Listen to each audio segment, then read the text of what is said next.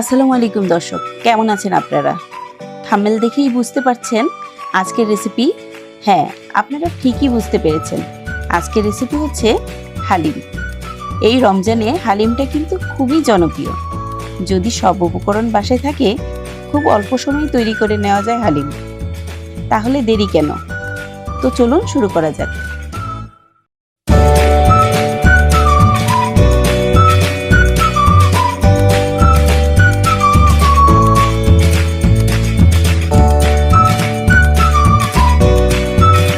দর্শক, আমি একটি মিক্সিং বলে মেজারমেন্ট কাপে 3 কাপ হালিম মিক্স দিয়ে দিচ্ছি।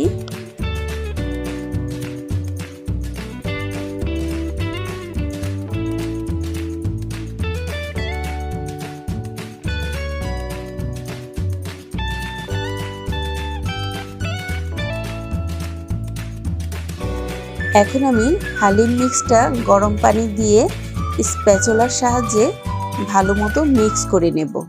তারপর এখানে আরও গরম পানি দিয়ে ডুবো ডুবো অবস্থায় রেস্টে রেখে দেব। দর্শক, অবশ্যই এখানে গরম পানি ব্যবহার করতে হবে, কোনো মতেই ঠান্ডা পানি ব্যবহার করা যাবে না। দেখতেই পাচ্ছেন এখানে কিন্তু আমার অনেকটাই গরম পানি লেগেছে, আর একটু পানি লাগবে, কারণ হালিম মিক্সটা ভিজে ফুলে অনেকখানি হয়ে যাবে। এর জন্য এটা ডুবো ডুবো অবস্থায় রেখে দিতে হবে।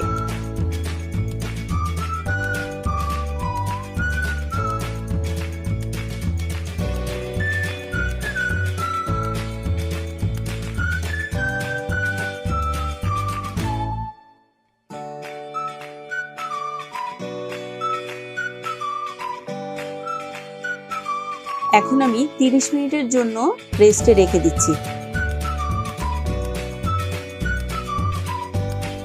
এখন একটি হাঁড়িতে আমি পরিমাণ মতো তেল নিয়ে নিচ্ছি।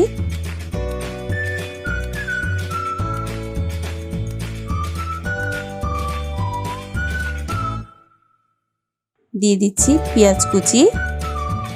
দর্শক, আমি এখন কিন্তু পেঁয়াজটা বেরেস্তা করে নেব। বেরেস্তা করার জন্য মোটামুটি ভালোই তেল লাগে।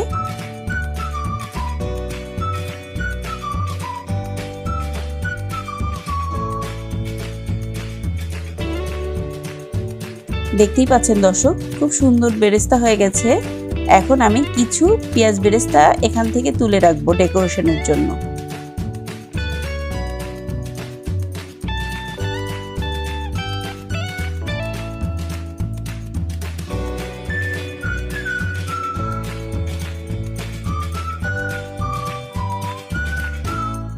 দিয়ে দিচ্ছি 1 টেবিল চামচ মেথি।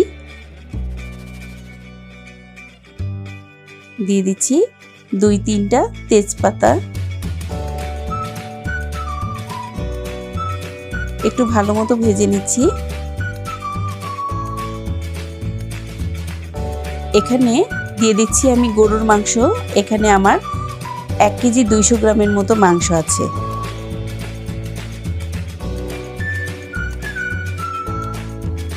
এখন পেঁয়াজ বেরেস্তার সাথে সুন্দর করে মাংসটা মিক্স করে আমি ভেজে নিব হালকা একটু। তারপরে একে একে সবগুলো মশলা একত্রে অ্যাড করে নেব।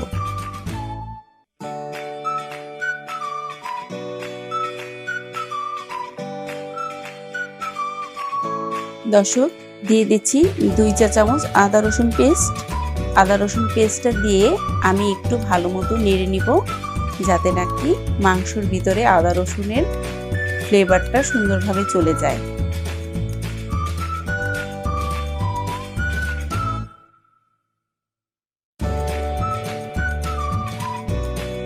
দর্শক, দিয়ে দিচ্ছি 1 চা চামচ হলুদ গুঁড়ো,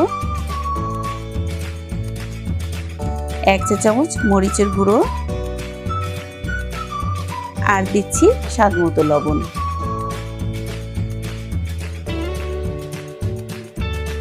এখন সুন্দর করে মাংসটার সাথে মশলাটা মিক্স করে নিব নেড়ে চেড়ে।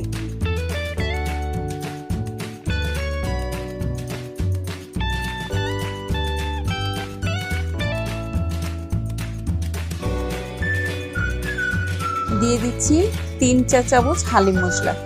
দর্শক, হালিম মিক্স ও হালিম মশলার রেসিপির লিঙ্ক আমি ডেসক্রিপশন বক্সে দিয়ে দিয়েছি, চাইলে দেখে নিতে পারেন।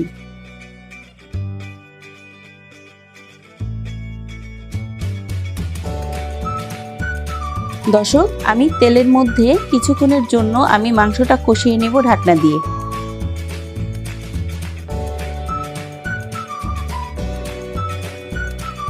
এখন হালিমের মাংসটা সিদ্ধ হওয়ার জন্য যতটুকু পানি দরকার ততটুকু পানি দিয়ে সিদ্ধ করে নেব। দর্শক, পানিটা কিন্তু অবশ্যই গরম হতে হবে।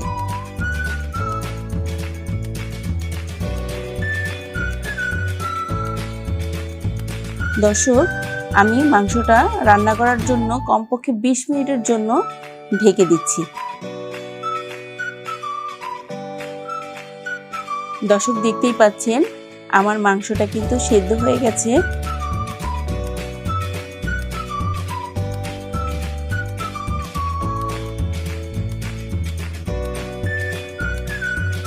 দর্শক, ভিজিয়ে রাখা সেই হালিম মিক্সটা আমি মাংসের মধ্যে ঢেলে দিচ্ছি।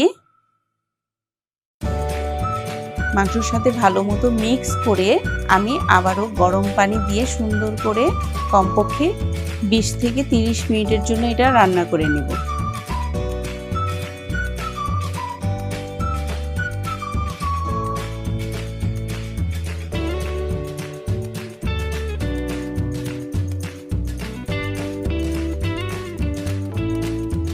অ্যাড করে দিচ্ছি কিছু পানি।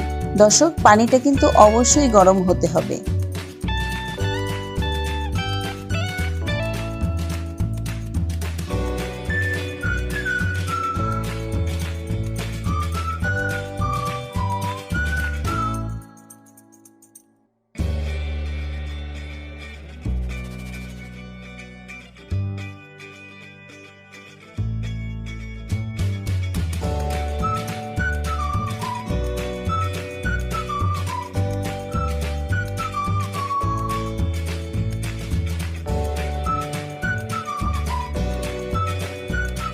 দর্শক, দেখতেই পাচ্ছেন আমার হালিমটা রান্না করা শেষ। যদি আমার ভিডিওটা ভালো লেগে থাকে অবশ্যই আমাকে সাপোর্ট করুন। লাইক, কমেন্ট, শেয়ার, সাবস্ক্রাইব করতে ভুল করবেন না।